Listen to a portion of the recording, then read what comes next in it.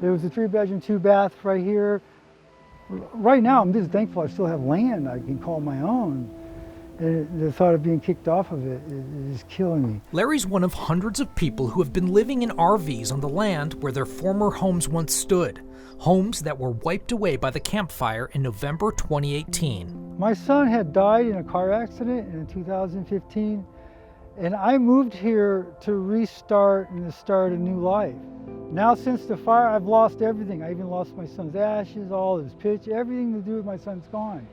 The extra pressure the town's putting on me, it's like, I don't know what to do. He spoke out at the Paradise Town Council meeting in May when the council voted to set a deadline of September 30th. Now, after that date, people must be moving forward with plans to rebuild or leave their own property. I don't understand why. What's the purpose? They have no compassion, no heart. Those of us in trailers and in homes that are coming back, it's our town, and they serve us. We don't serve them. Steve Culleton is talking about the Paradise Town Council, which he's a member of. He was one of 3 of the 5 members of the council who wanted to push the deadline back to December if possible. While that would be a majority vote under normal circumstances, the urgency ordinance needed 4 people to change it, and 2 wouldn't budge. Know that we're damaged. We're tired. We don't need another hurdle to jump. We've been beat up. We've been drugged through the ringer. Why do I have to battle town hall to come home? He knows one of the main reasons some in Paradise want the urgency ordinance to end is to stop those who are not in compliance with code and people who are abusing the system, creating public nuisance, health hazards, and eyesores. We got bad players, but we have the tools to deal with bad players. In the meantime, we have a bunch of damaged citizens, and we need to do everything we can to help them.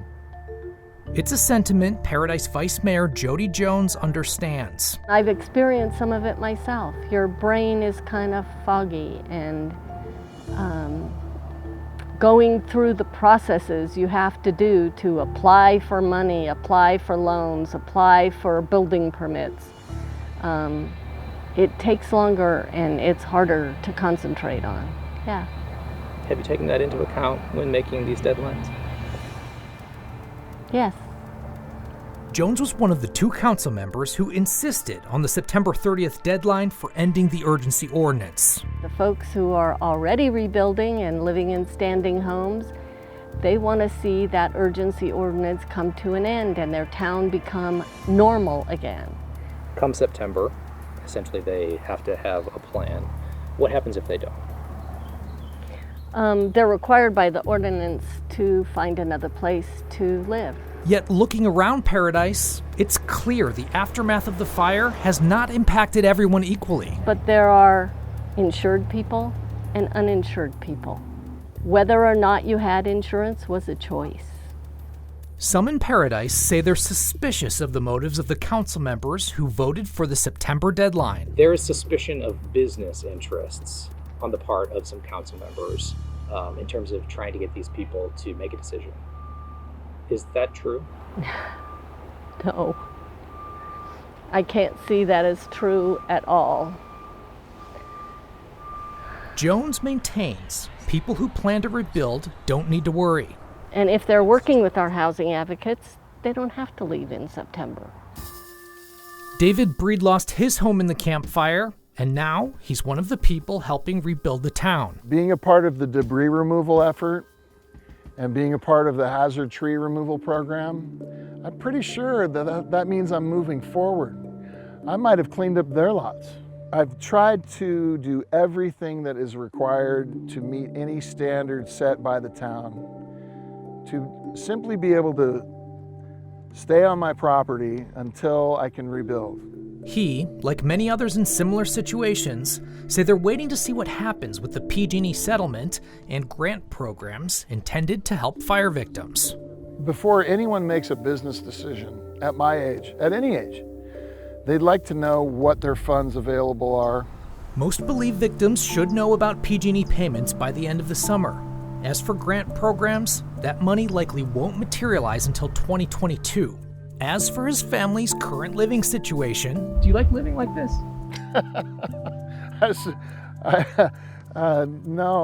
No, I don't. Steve Crowder is the current mayor of Paradise.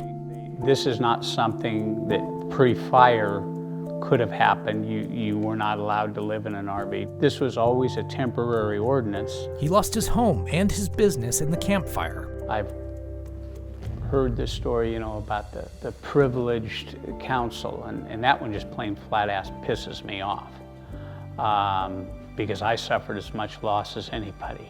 What the town wants to do is transition people from temporary housing to permanent housing. We owe it to the entire community to have compassion. I mean, we've extended, and I've heard on the same hand people saying, why are we extending this ordinance? Well, because people still need it. People like Larry Graham. Have patience, more compassion, and give us a chance at least to see what we're going to get on our payout from PG&E.